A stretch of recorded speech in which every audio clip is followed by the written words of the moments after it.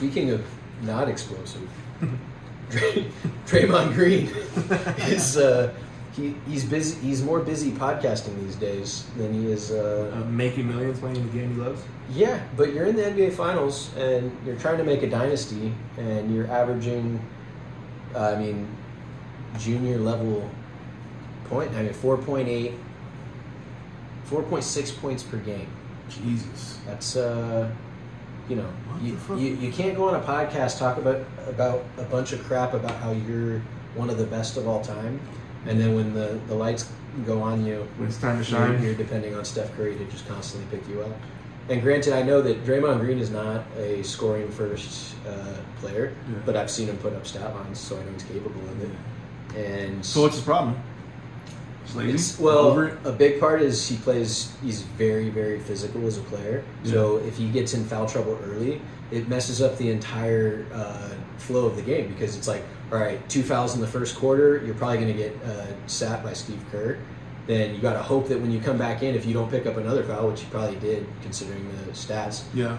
He was fouled out by early fourth quarter, I think it was. So you're becoming more of a detriment to the team than you are helping. Yeah. No matter how you play, because you're just constantly fouling. Yeah. And whenever you get in that, it's hard to establish a flow. You can't start scoring. You can't start kind of playing how you usually play.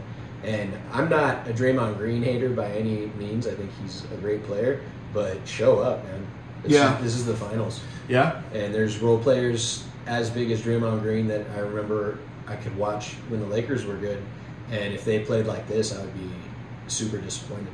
So it's, we'll see. He's gonna try and bounce back in Game 4.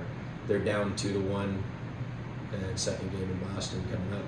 So we'll see. And I already told you that my thing is I just don't want Boston to win another one. So I'm not happy. I'm not happy with how he's playing, because I'm just a big ass hater. Exactly, in this series for sure. Yeah.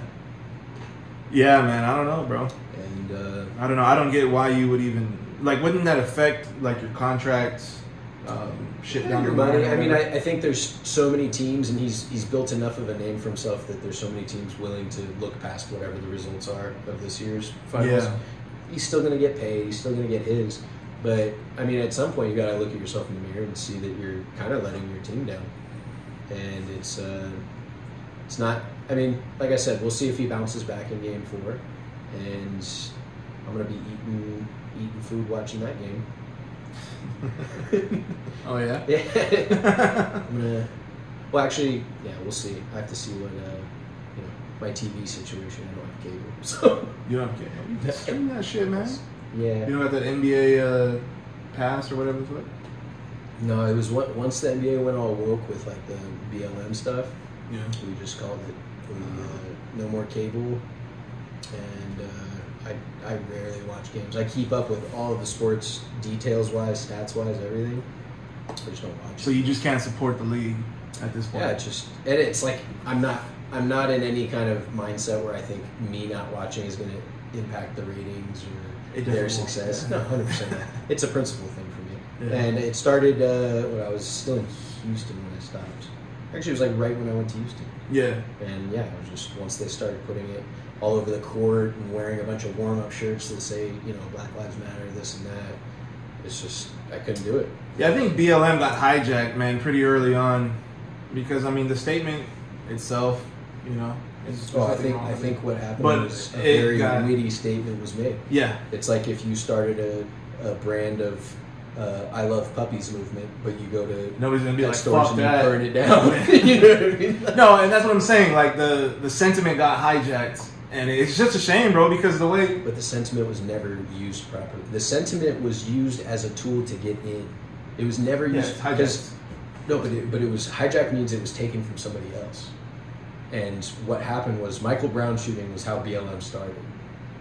That's when the sentiment in the sense of just what the words it mean means themselves. Exactly. Completely. Yeah, because you know what I mean? Yeah.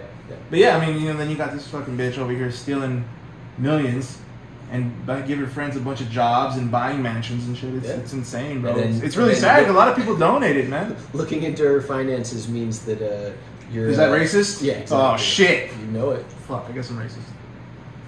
I need some cubes, man. You need some cubes? Bro, you're gonna have to go dry, bro. Yeah, I'm gonna go dry. Just, you know, Man up. man up, bro. Or female up. Anyways. BBL. Bro, you got a BBL, you'll be fine. Lift these cheeks and drink this drink. I'm about to clinch. This guy. It's yeah. Yeah, no, it's like I said, it's a shame, man. It's too bad. But I mean, you know, hopefully, I don't know. People like that, they always get theirs in the end. I'd like to think that. I don't know. It's tough to say. More times than not. What if this world is the purgatory?